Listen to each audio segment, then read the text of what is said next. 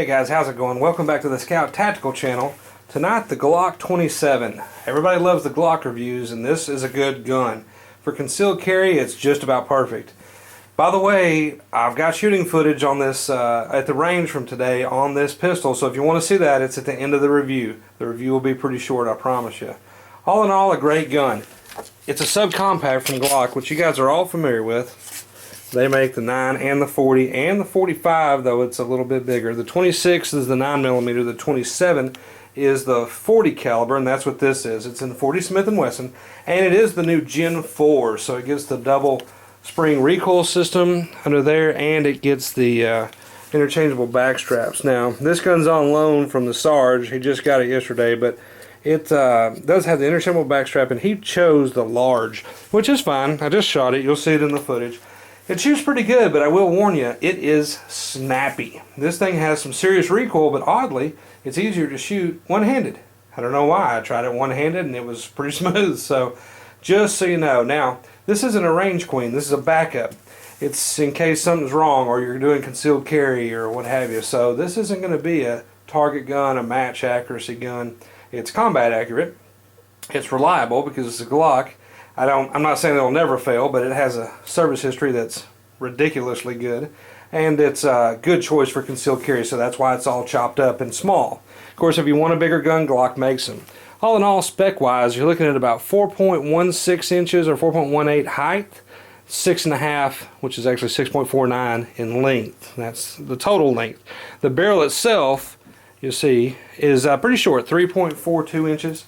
So a little shorter than the M&P Compact, which is 3.5 inches, but a good length. It doesn't have a lot of muzzle blast, as you would think. It's 22 ounces unloaded. They said 27 ounces loaded, and there's only one version that I know of around. It's a 9-rounder, so it doesn't hold 10. It holds 9 in 40. Holds a little more 9mm. Trigger is standard Glock stuff, and it has this squared off face right here. Oddly, I don't shoot with the front of the trigger guard with my finger like this on the front of the trigger guard, but when I shot this gun, I found myself doing that, and that's not my normal grip. I think it's because this grip is so chopped. Let me try to show you what I'm talking about. In the hand, there you go. Totally can't get a finger on there, but it's fine. It still shoots good. You see the sights are the standard U-notch with the white dot. Of course, they do offer this with night sights, Glock factory night sights, for about $75 more. Most of these guns are running $4.99 to $5.79, depending on the shop where you find them. Glock's real strange because they're so popular with law enforcement. They have quite a variance in price, and they're actually one of the worst markups of any gun that I know of in the gun business. So not a lot of money in these, but it has the neat, as far as ergonomics, it has the neat new stippling, which is there, but not as rough as the RTF, but plenty to keep you going. It's got the thumb dent, which that's where that would go right there. See the thumb indentation? That's fine. You don't really notice it, but are you supposed to notice it? I think it's so subtle that it just fits, and I like the gun. To me, and it's not broken in. We've gotten about 125 rounds through this. The mag release is still pretty stiff. It's definitely something you have to push, but do you want a mag release that's going to push real easily when it's concealed carry? Of course not.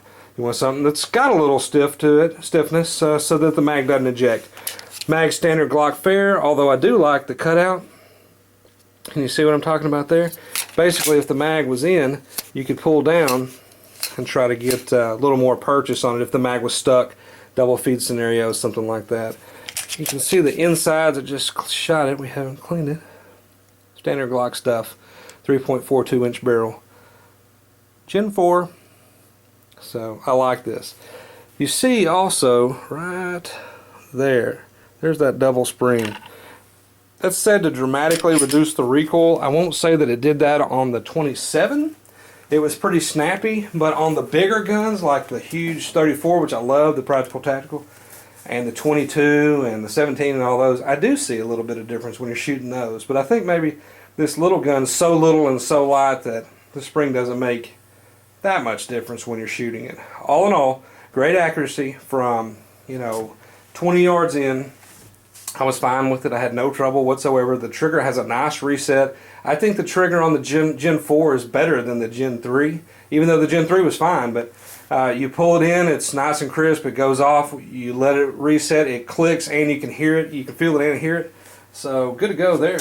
I really did like that trigger, and it's definitely an improvement over the Gen 3 from the factory. Now remember, this is a Glock. It's one of the most popular gun brands ever made.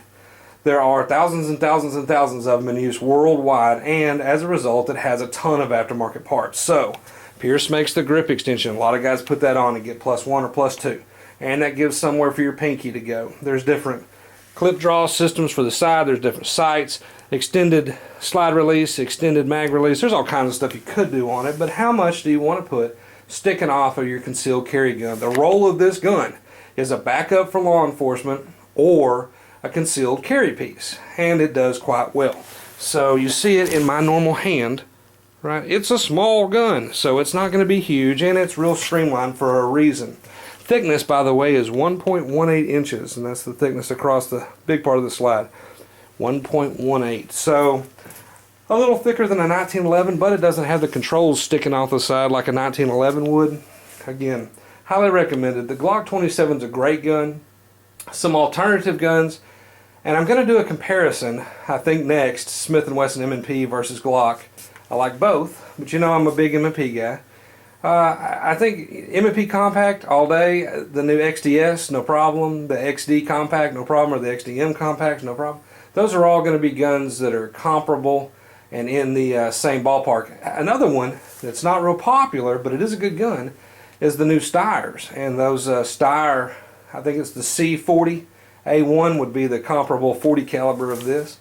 That's a cool gun, but remember, with the Steyrs, not going to have the holsters. One benefit of a Glock is that everything, as I mentioned, is made for it.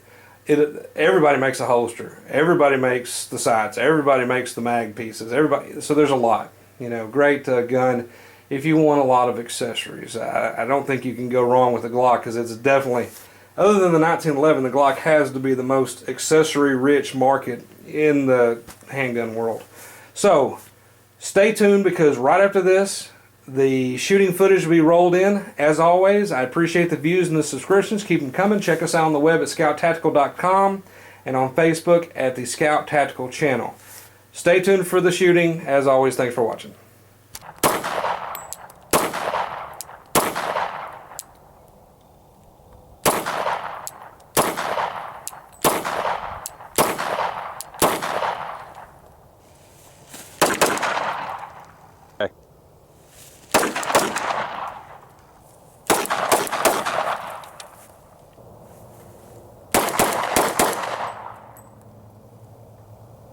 Okay.